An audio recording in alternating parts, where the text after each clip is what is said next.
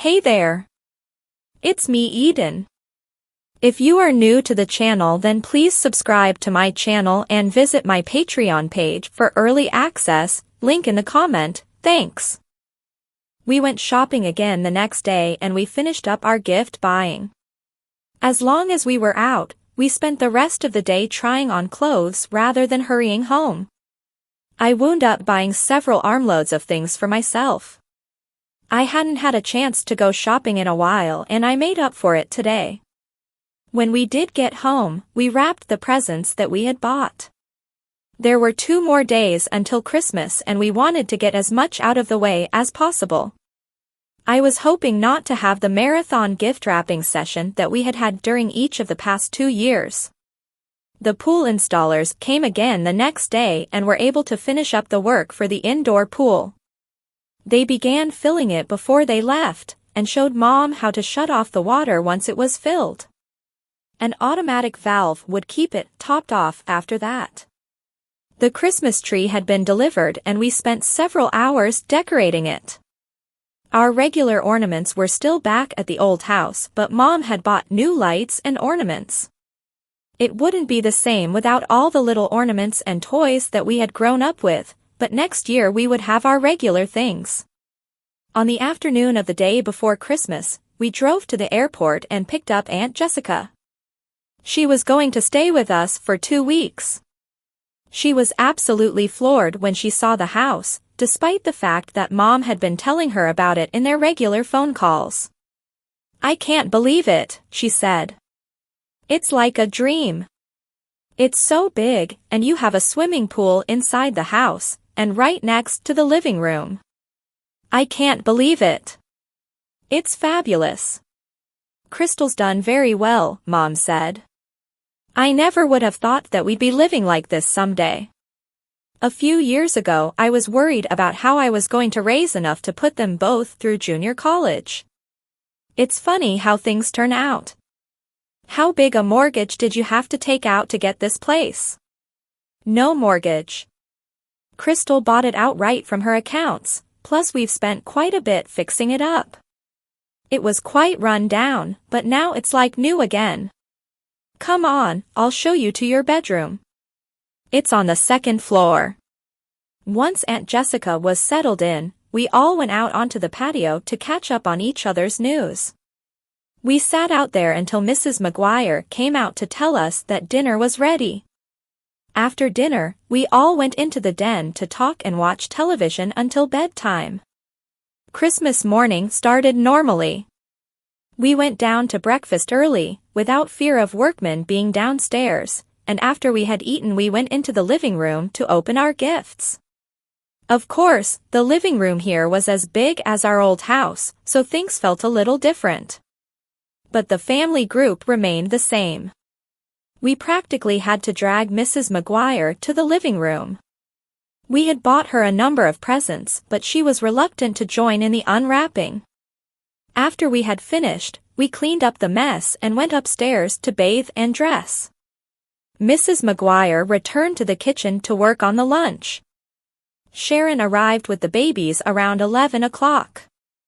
I had invited her to have dinner with us. Roy was in Gibraltar working on a movie. Just before noon, someone signaled from the front gate. Mom opened it and a couple of minutes later a limo pulled up and Dad stepped out. Mom had sent him a ticket so that he could join us for the holiday. She hadn't told any of us and it was a complete surprise. After sniffing his breath, she stepped out of the way so that he could come inside. As he stepped past her, he said, "My God, Susan, I can't believe this house. Is it really Crystal's?" "Every bit of it," Mom said. I went to Dad and gave him a welcoming kiss. "Hi, Daddy. Merry Christmas." "Hi, baby doll. Congratulations. Your house is beautiful." "Thank you. Welcome to California." Carol also kissed Dad and wished him a Merry Christmas, followed by Aunt Jessica. Even Mom gave him a peck on the cheek and welcomed him. "Thank you, all. I'm happy to be out here, but it seems so strange not to have any snow on Christmas. If you think that's strange, Aunt Jess said, you can go swimming later in the living room. The living room? Well, right next to the living room. There's a glass wall separating it from the indoor pool. Come on, we'll give you the tour of the house. It'll probably floor you as much as it did me. As we were finishing the tour, Mrs. McGuire said, "The meal is ready, Mississippi. You can eat whenever you're ready." We were eating in the formal dining room this time. The table was all set and we took our seats. Dad had been introduced to Sharon and the twins during the tour. Dad held up a glass of apple cider. I propose a toast.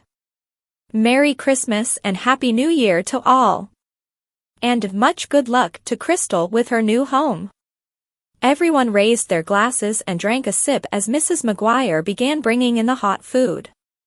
I got up, as did Mom, and we went into the kitchen to help carry out the food. 2 trips each did it, combined with Mrs. McGuire's trips. Mom brought the turkey out and set it in front of Dad, and then handed him the electric carving knife that she had bought. Well, an electric carving knife. Where does it plug in? It's battery operated. Just push the button. So it is. That's great. Dad zipped through the carving chore and then passed the meat around. In the meantime, everyone had taken their food from the other serving dishes. When everyone was served, we said a short prayer of thanks and dug in. You even have a cook now? Dad said. Any other servants? Mrs. McGuire is much more than a servant, Mom said. She's a cook and housekeeper and our friend. She travels with Crystal when she goes on filming jobs. We had some temp help while we were getting the house ready, and we'll have to get someone to maintain the pools and the grounds once the major work is done. How about bodyguards? All the big stars have them. We've talked about it. The entire grounds around the house are under surveillance now with motion detectors and cameras, but we don't have anyone monitoring them constantly. Crystal's only problem so far happened at the mall back home. Fans mobbed her and tried to steal her clothes as souvenirs. While she was in Atlanta, the movie company assigned a driver who was skilled in the martial arts. That's what you need, a combination driver and bodyguard. Maybe 2. You're making enough money now. It's one more step down the path to giving up my privacy and freedom, I said. I've been procrastinating on doing it. You'll have to do it, honey. You're getting too famous. You have 2 movies in the theaters and several others on the pay-per-view channels or premium channels. Eventually, they'll get to regular television. Everyone in this country is going to know your face, and some crazy may decide that he wants to do you harm. We don't want anything to happen to you like the tragedy that happened to Rebecca Schaefer, the co-star of My Sister Sam, that was shot by a fan/stalker. You're right, Daddy. Well, I have several months before I have any new jobs coming up, so I have time to find somebody before I start traveling again. Okay, honey. Now, tell me about your latest movie so I can impress the guys back at the office with my advance information. As we ate, I talked about the latest movie. Eventually, we split into 2 groups as far as talk was concerned. Mom, Dad, and Aunt Jess held their conversation, and Carol, Sharon, and I held ours. That is, until the twins woke up, and Sharon and I went to feed them. Carol joined us when she had finished eating. Sharon stayed at the house until almost 8 o'clock. I helped her to secure the twins' car seats when she was ready to go home. We hugged and wished each other a Merry Christmas before she left. After she was gone, we exchanged presents with Dad. Dad stayed for another full day and then flew back the following morning. During our day together, we walked around the property perimeter and went through the stables and the garage. Dad looked at the old cars that were in the garage and told me not to sell them under any circumstances. One was a yellow Rolls-Royce from the early 30s, and the other was a black 1948 Cadillac. Both bodies were in excellent condition, but the tires were flat and the condition of the engines was unknown. Dad said that he'd speak to some people that he knew about having them restored. After we had taken Dad to the airport and said our goodbyes as he boarded his plane, we returned to the house. I had been so busy that I hadn't read the script that Mr. Daniels had left, so I took the time to relax on the patio and read it through. The story was entitled A Princess to the Mob and was about a girl whose father was a criminal kingpin, or mob don. After he is murdered by one of his lieutenants, who promptly moves up and takes over the deceased's territory, she appeals to the other mob dons to bring the new capo to justice. They refuse to take any action that might precipitate a war among the families, so she goes to the FBI. As a result of her damning testimony and the journals that she provides, the murderer, as well as many of the other top criminals that supported him, are incarcerated. The new family leaders, upset that she betrayed the family by calling in the feds, issue a $1 million contract on her head. Feeling that even the witness protection program can't keep her safe with that much money involved, she flees and assumes the disguise of a young male. I put the script down after reading it completely and thought about the plot. I didn't know if I could do this. What happened if someone recognized Carrie and put two and two together? And what would happen when people from the community theater began thinking about transformations? Would awakened memories suddenly cause people to seek large returns from the tabloids for dishing the dirt? As I thought more about it, it seemed unlikely that anyone would see Carrie in the character. I had changed a great deal in the past 3.5 years since becoming Crystal. The mid to late teen years usually result in the greatest facial changes during your early life. While I had never grown facial hair, my face had elongated slightly and thinned out. No, I thought, no one except an aging specialist should be able to spot the similarities, and it was unlikely that they would be called upon to compare the photos. The people at the community theater were more of a potential problem. I felt that Marge, Barbara, and Mr. Tucker would take my secret to the grave, but I wasn't sure about the others. Unlike the others, Debbie had never lost sight of the fact that I used to be a boy. I didn't think that Debbie would ever say anything intentionally, but since she never lost sight of my true identity, could she let it slip accidentally? I put the script away for later consideration, although I knew that it wouldn't be far from my mind. The excitement of the holiday season was winding down and I didn't have any plans for New Year's Eve other than to just sit at home. Carol had a date and an invitation for a party, and wanted me to go along, but I didn't really want to go to a stranger's house where I'd be gawked at or questioned all night. A few days before the new year, Sharon invited me to say farewell to the old year at her house. "You haven't been invited to a dozen parties?" she asked. I giggled. No. Carol invited me to tag along with her, but I declined. At parties with people other than industry people, it's always the same thing. A constant barrage of questions about what it's like. What's it like? Yeah. What's it like to be in a movie? What's it like to go to the Academy Awards? What's it like to go to a Hollywood party? What's it like to kiss Alec Carsey? And on and on. Sharon laughed. It's like an alien world to most people. They just want to know, and fantasize, about being a glamorous movie star like you. You can't blame them. It's our fault. We put this glamorous and glitzy facade on everything we do. But it's just an illusion. Underneath we're no different than they are. Looking at the Christmas tree in the living room, I said, Tinseltown is an apt name. Like the shiny material that we put on our Christmas trees to dress them up. It's thin and almost transparent, like a glittery cover. The money is very real, but we have to sacrifice our privacy and personal freedom to get it. You've been lucky. The tabloids haven't come after you very much. I haven't given them much ammunition. I'm not part of the party scene, and I've done my best to stay away from any situations that might become news. I've been able to successfully hide behind the agency's wall of privacy. Jennifer heads off any trouble before it starts by showing that it's only a fabrication, created in the mind of some writer looking to develop a sensational headline for his editor. I haven't been seen in the company of any one person enough to create rumors about my love life, and I appear to spend all my time working. You don't just appear to spend all your time working, you do spend all your time working. What's up next? I've been stuck by my guns. I'm taking the next 2 months off. I haven't even got anything planned yet for after my vacation.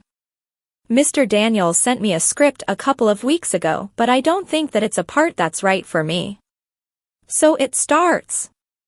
What starts? What we talked about just a month ago. I don't know what you're talking about. You remember. We talked about reaching the point where the movie star begins to stop listening to his or her agent and figures that he or she knows best.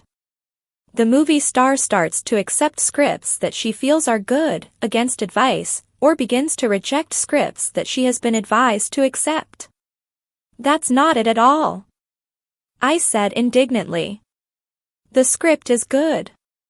It's just that I don't think that the part is right for me. Okay, I'll bite. Why not? It calls for me to become a boy. Become a boy? I mean to play a boy in the movie. For the entire movie. Like Mary Martin or Kathy Rigby in a Peter Pan? No, just for most of it. The script calls for the female lead to assume the identity of a young male in order to avoid getting killed by the mob. That sounds exciting. Sharon, real LY. No, I mean it. If you're supposed to be running from the mob, you'll have all kinds of great scenes. You mean great scenes like jumping into freezing lakes, rolling around in the dirt, and hiding in dirty basements or attics. Yeah, like that. You're sick, I said laughing. Well, it's better than wearing an Iron Maiden corset and 50 pounds of clothes, and then sitting around for hours as they shoot take after take because somebody keeps forgetting to raise their pinky when they drink their tea. You're impossible. That's what makes me so lovable. But seriously, it sounds like a good part. Don't worry about not looking the part. When the makeup people are done, your own mother won't recognize you. I couldn't tell Sharon what I really feared. There were already enough people who knew the truth that I had kept it a secret for so long, so I said, as long as my name is on the picture, people will know it's me. Whenever you hear the name Mary Martin or Kathy Rigby, you think of them in their roles as Peter Pan. Name one other movie or play that either one appeared in. I can't, right off the top of my head. That's what I mean. Both are wonderful actresses, but when you say their names, people immediately think of the roles that they played as if they were boys. I don't want to be remembered like that. You're really being silly. People know that they were only parts in a play, just as everyone knows that men played the women's parts in Shakespeare's time. Mr. Tucker, my acting coach and the director at the community theater, once said something very similar to me. You should have listened to him. I did. That's how I wound up here. Well, then look how you've benefited. Now call Mr. Daniels and tell him that you'll take the part. You said that he wouldn't recommend a part if it wasn't right for you. Let me give it some more thought. Okay. Oops, the twins are awake. I have to go, Han, don't forget about the party. I'll see you then. Okay. Bye, bye, bye. Han. I put the receiver down and sat back to think about the part. Maybe I was being silly. After all, there wasn't anything wrong with dressing like a boy these days. Practically every girl that I had seen when I visited CMU looked like a boy until you looked close. It was much easier to tell the difference on the campus at USC simply because more kids wore shorts instead of jeans, due to the warmer climate. A pair of hairy legs usually meant they belonged to a guy. I looked at the clock and saw that it was still before 4 o'clock, so I called Mr. Daniels. We spoke for a while about the movie, the director, the other actors that they had cast, and the schedule. This part is perfect for you. I watched the copy of the video that the television station sent me after they recorded the play, Wait Until Dark. You were terrific at showing the fear that your character should have been feeling. I see this movie as being a lot like that play. We'll see a young girl who is all alone, being terrorized by bad guys, with a lot of tight close-ups showing the fear on her face. I sent a copy to the producer of the new movie and it was sold to him also. You don't even have to go for an interview unless you want to interview them. Just say that you'll do it and the role is yours. The money will be the same as for your last job, $10 million. Okay, I'll do it if you think that it's right for me. When do we start shooting, and where? In Vancouver, Canada, around mid-March. Please subscribe for the next part and visit my Patreon page for early access. Link in the comment, thanks.